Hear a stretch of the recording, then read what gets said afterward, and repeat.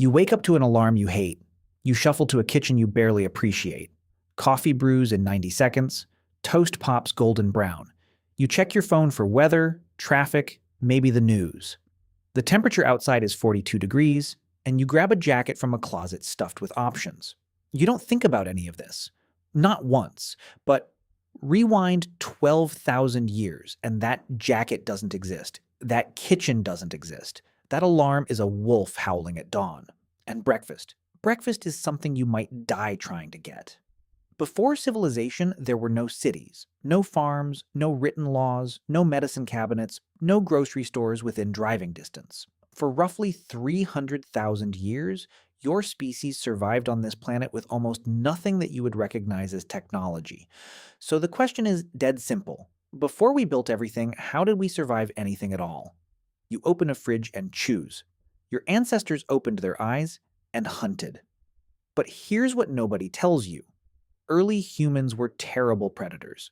We had no claws, no venom, no real speed. A cheetah hits 70 miles per hour. The fastest human ever recorded, Usain Bolt, peaked at about 27.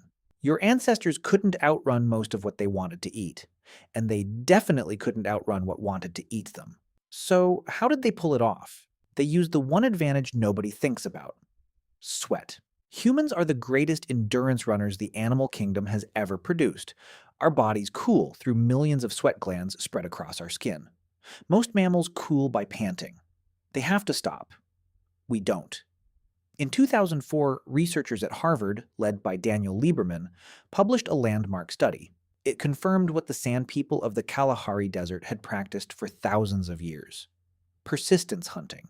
You didn't chase an antelope to catch it. You chased it until it collapsed, sometimes for 5 hours, sometimes across 15 miles of open savanna. The animal would sprint away. You'd jog after it. It would sprint again. You'd jog again. Eventually its body overheated, and you walked up to your dinner while it lay there, unable to stand. Think about that for a second. The deadliest weapon your ancestors had wasn't a spear. It was patience. Now you've got food. But food spoils. You can't refrigerate it. You can't salt cure it. You can't vacuum seal it. So here's the next problem. You eat what you kill, and you kill only what you need. That sounds romantic. It wasn't. It meant perpetual uncertainty. One bad hunt, and your family starved. One dry season, and the plants vanished. Starvation was never more than a few days away. But your ancestors had a trick. They didn't rely on one food source. They diversified like their lives depended on it, because their lives literally depended on it. At the Ohalo 2 archaeological site on the shore of the Sea of Galilee, researchers found something stunning. 23,000 years ago, the people living there were consuming over 140 different plant species. That's not a diet. That's an encyclopedia of survival. They ate seeds, roots, fruits, bark, tubers, and grasses. They knew which plants were toxic. They knew which ones were seasonal. They carried this knowledge in their heads. No cookbooks, no nutrition labels, no apps, just memory and experience. Your ancestors understood botany. They understood animal migration. They understood seasonal weather patterns. They just didn't write any of it down. It passed from mouth to ear for thousands of generations. One broken chain, and entire communities lost survival knowledge that had taken centuries to build. Every elder who died was a library burning. Now let's talk about the thing that kills more humans than any predator ever has: cold. You grab that jacket from the closet and you're fine. Your ancestors faced ice ages, actual ice ages. Around 26,000 years ago, glaciers stretched across most of Europe and North America. Temperatures dropped so far that sea levels fell 400 feet. Entire coastlines that humans had lived on for millennia simply vanished underwater. So how do you stay warm? Fire, obviously. But fire is only half the answer. In 2010, archaeologists working at Dzudzuana Cave in the Republic of Georgia discovered something remarkable: flax fibers that had been twisted, knotted, and possibly dyed. They were 34,000 years old. Your ancestors were making cordage. They were likely making clothing from animal hides stitched together with plant fiber thread. Not just draped furs.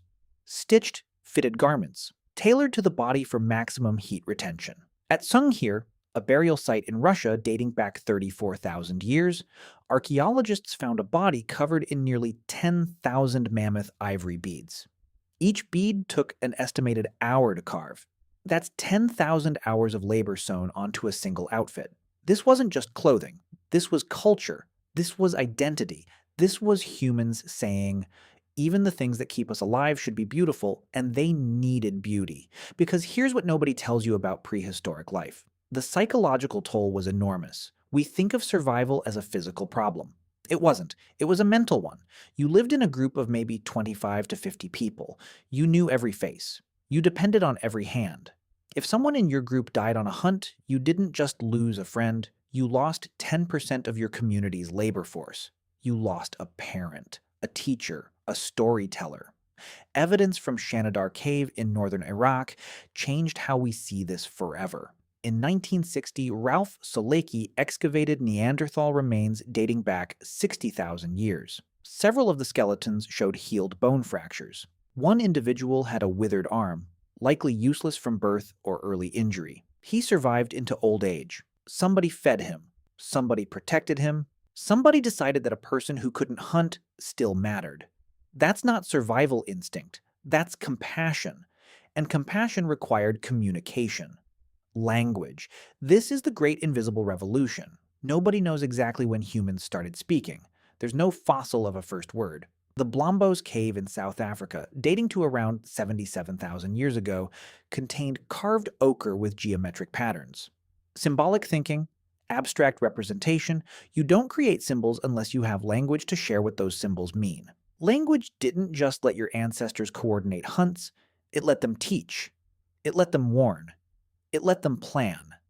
It let them grieve. Around a fire at night, someone could describe a water source 3 days' walk to the east. Someone could explain which mushrooms would kill you. Someone could tell a story about a hunt that happened before you were born.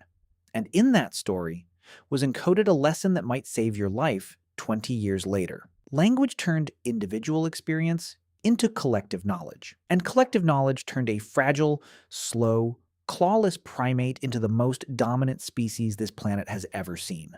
But let's zoom out even further, because survival wasn't just about food, warmth, or knowledge. It was about cooperation on a scale no other species achieved.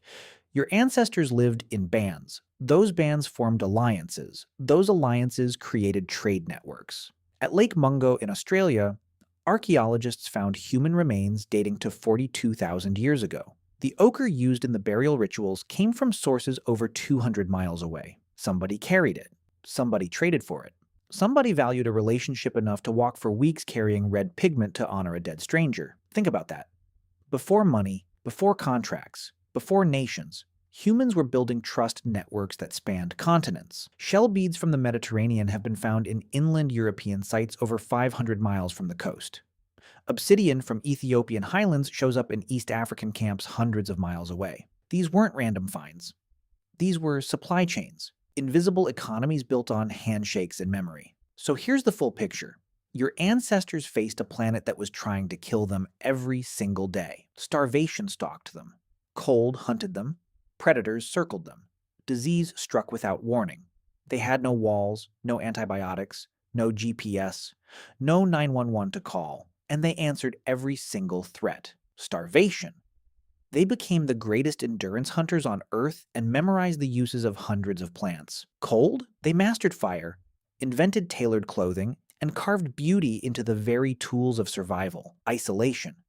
They developed language, the most powerful technology ever created, and used it to teach every generation everything the last one learned. Vulnerability? They built trust across impossible distances and decided, against all Darwinian logic, that the weak were still worth saving. Now zoom out one more time, because here's the real question this video has been building toward. Why did they survive? Not how. Why? The answer is almost unsettlingly simple. They survived because they chose each other. Every adaptation we've talked about, endurance hunting, plant knowledge, clothing, fire, language, trade, all of it requires other people. None of it works alone. A lone human in the Pleistocene was a dead human.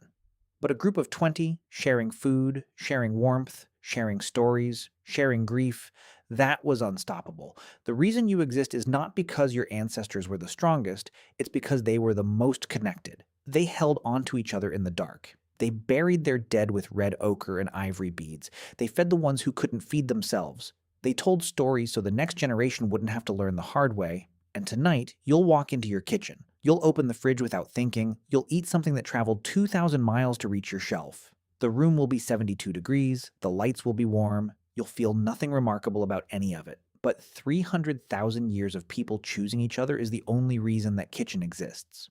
You are the result of every hand that reached out in the dark and refused to let go.